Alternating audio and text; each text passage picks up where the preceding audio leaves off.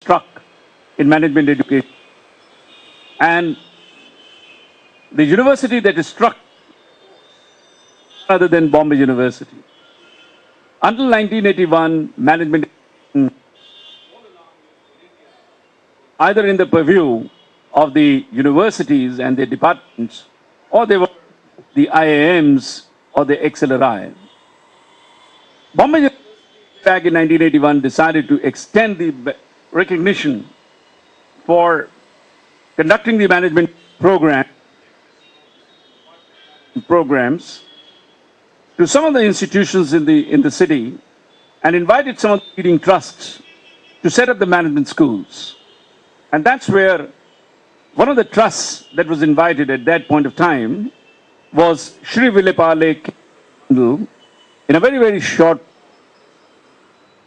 SVKM, which celebrates 75 years here, is an institution that is a tremendous kind of a record of excellence in education, of having pursued just one cause, and that is providing good quality education right from the school to the college education, in whatever be the spheres that are there.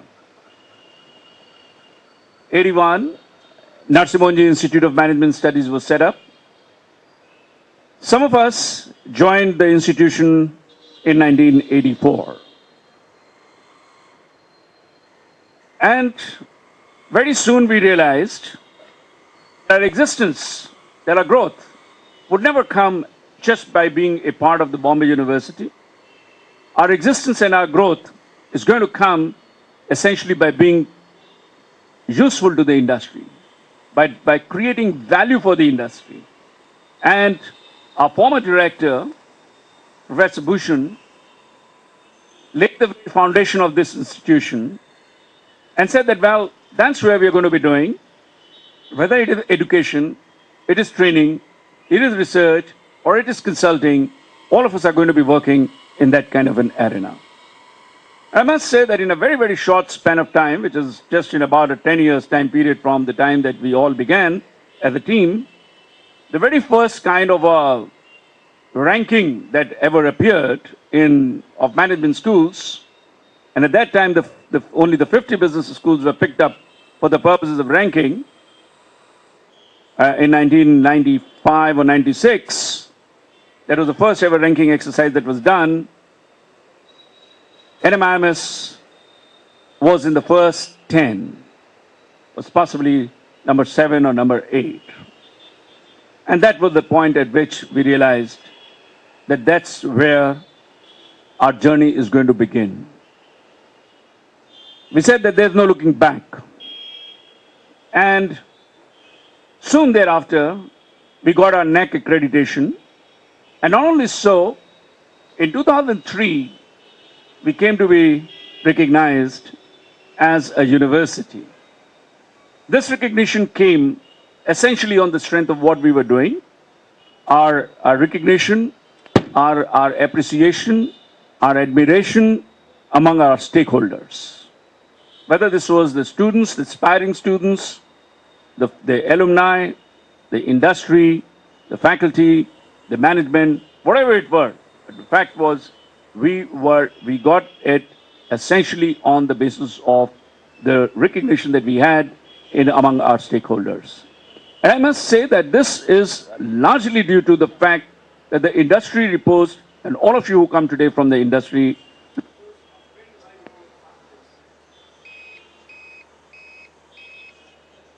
all of us. And that's why we were able to do what we were. Post 2003, we became a multidisciplinary university. We started our School of Engineering, the School of Technology Management and Engineering. We started a School of Pharmacy. We went into the architectural education. We went into the sciences, the undergrad business education. But in all these arenas, we felt that, look, our growth is essentially from the management. And we felt we need to take management into all these spheres. And therefore, we innovated in a program in which we integrated the engineering with management, and we were the first to really start off with a program called as an MBA Tech, which is a 5-year integrated program in which we have the engineering at the same time the management degree that a student gets at the end of the 5 years. So it's an integrated 5-year program. The same thing we did it in pharmacy, and now we are planning to put up a couple of management subjects in our architecture program, because some of the kind of key skills that the architects don't have are in the area of project management, finance, and costs, and customer relationships. Great designers. So we said we're going to be putting in some of those inputs in that kind of an arena. If you look at all this that we have done between 1981 to today that we are in 2009, I think there are a couple of things that really describe us. And that's a question that I've often been asked, that what would be the spirit of NMIMS? And as one of the founding faculty of this institution, I look back in time and I said that one kind of a factor and one characteristic that would truly describe NMIMS is that we have been entrepreneurial in nature. We have never really gone with the established patterns. We challenged what was available to us. We questioned even the curriculum that the Bombay University gave to us. We started questioning our own existence. We said, this is not the way that we are going to be growing. So whatever it entailed, it even entailed a risk-taking. The risk was that we could possibly get de-recognized by Bombay University. But so be it. We said we are willing to go ahead with that. We innovated in terms of our programs. And when we started with a PGDBA program, which was the first of its kind in Mumbai in 1991, and possibly after the IIMs or in the non-IIM and institutions or say XLRI kind of an institution, we were the first to really start off with the PGDBM program with a focus on international business. Much earlier than everybody started talking about it and the country was talking about it. So we were entrepreneurial in nature, we are innovative in nature, and the institution has been extremely market responsive. We have often got a bashing on this account from the regulators that you are more market responsive rather than academic. And we said that we are not shy of what you are saying. We certainly believe that that is a better route than being just pure and simple, that kind of a glass cabin kind of researchers who would do the great kind of research only for which gets published in an article which nobody reads it except the author who has written it. So I said, look, that's not the way that we would like to grow.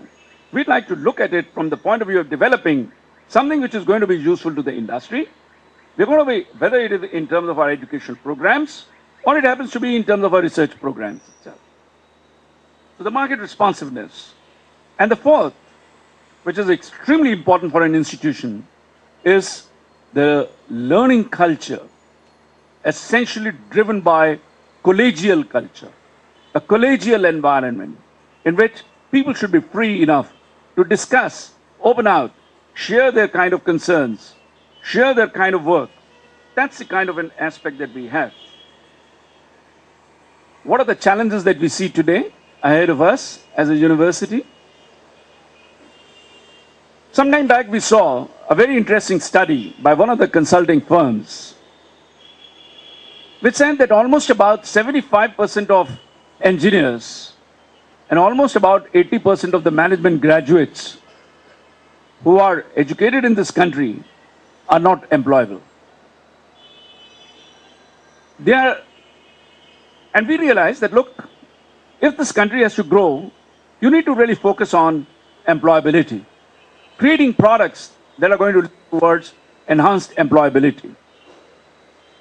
So at the university, we are focused at not just merely enhancing the employability of our management graduates and our engineering graduates, But we're also looking at the ways and means of taking this employability right down to the bottom of the pyramid itself through a whole lot of our vocational courses and a whole lot of a certificate kind of courses that we intend to offer through our various kinds of institutions and also through our various kinds of technology routes itself.